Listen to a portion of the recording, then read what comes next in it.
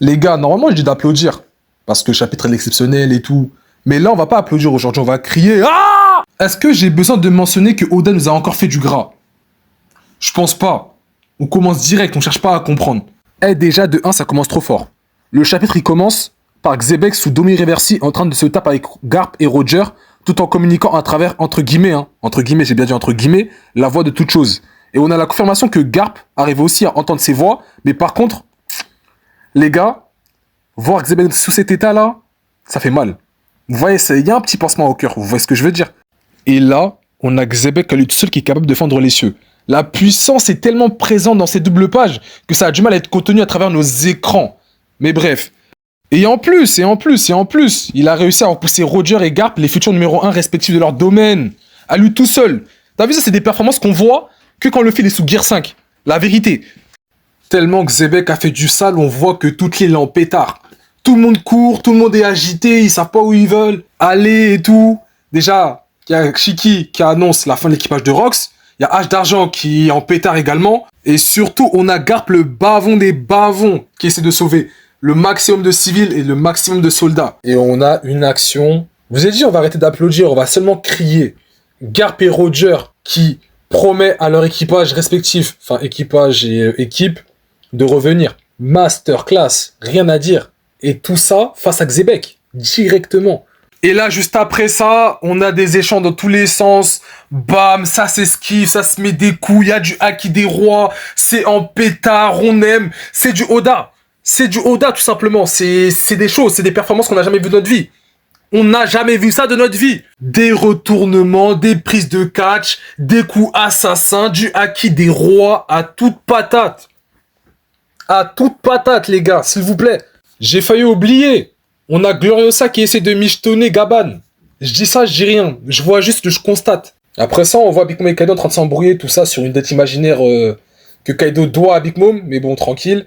Et juste après, on voit Xebec en train de mettre un coup à Roger qui l'a sonné. Le mec, carrément, il est sous tapis. C'est KO. Et par contre, par rapport au niveau de Barbe Blanche, là, c'est trop une dinguerie, wesh. C'est-à-dire, Barbe Blanche, il est venu, il a su confronter Xebec sous Domi Reversi, et il arrive à ressortir sans égratignure. Alors que Garp et Roger sont en train de se péter avec lui bien durement, bien salement. Mais bon, bref. Et après ça, on fait également la rencontre d'un nouveau personnage. Pour moi, c'est le Dora Marcossur. Mais bon, après, voilà, libre à moi ma théorie. Et il s'appelle Pologram, et il est super fan de Heather Newgate. Après, bon, qui ne peut pas être fan de Heather Newgate? Franchement. Gaban et Rayleigh courent épauler leur capitaine, et on a Im-sama à travers Saturne, qui compte potentiellement faire sauter l'île comme à l'Elusia. Le mec, il a vu qu'il y avait trop de problèmes au sein de cette île, il souhaite l'éradiquer une fois pour toutes de toute l'histoire. Surtout qu'on a Dragon juste après, qui est en pétard, et je comprends pourquoi il est en pétard après toutes les atrocités qu'il a vues sur l'île. Il menace son patron normal. Après bon, c'est compréhensible et tout, parce que ça reste Monkey Dragon, le père de Luffy, c'est-à-dire ce mec-là face aux injustices, il est intransigeant.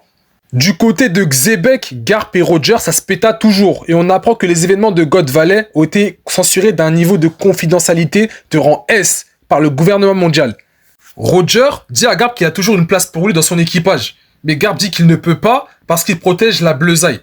Selon mon interprétation, s'il part, personne ne peut protéger la jeunesse. Donc, ça justifie le fait pourquoi Garp est resté, entre guillemets, impassible face à Ace et toutes les dingueries qui s'est passées au sein du GM. Parce qu'il souhaite changer la marine de l'intérieur de façon radicale. En gros, il essaie de nettoyer toute la noirceur qu'il y a au sein de son environnement pour une marine plus juste et qui s'inspire de sa justice, tout simplement. Maintenant, Roger et Garp, ils s'aperçoivent que Roger, sous Domi Reversi, il est beaucoup trop fort. En gros, le fait qu'il révèle le haki de l'armement, qu'il révèle le haki des rois, ça fait rien du tout. En mode, le mec, il est trop chaud. Du coup, ils vont essayer de se mettre à 100% et au maximum de leur capacité afin de contrer le haki des rois de Xebec. Garp et Roger savent qu'il ne peut pas le laisser dans cet état. Et ils sentent que Xebec est frustré. Donc ils vont essayer de se donner à fond afin d'en finir une bonne fois pour toutes. Malgré le fait que l'attention n'y est pas. Et sur une double page, ils vont en finir avec une attaque combinée qui va réussir à désintégrer Xebec.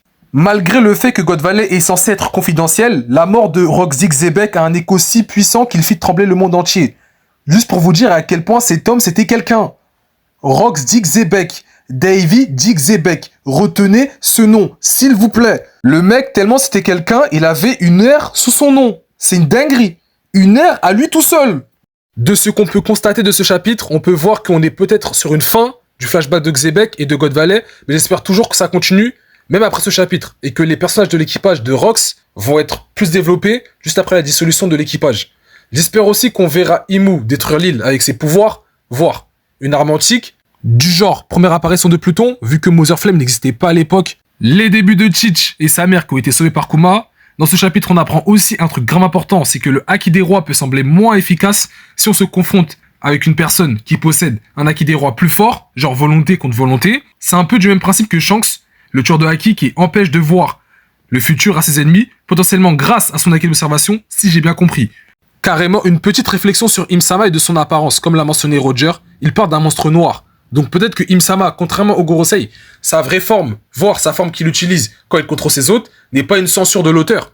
Mais il est vraiment comme ça, comme nous l'a montré l'auteur depuis le début. Ou peut-être est-ce seulement une forme qu'elle utilise quand elle se manifeste uniquement à travers ses hôtes, comme Saturne, à God Valley, et les autres Gorosei.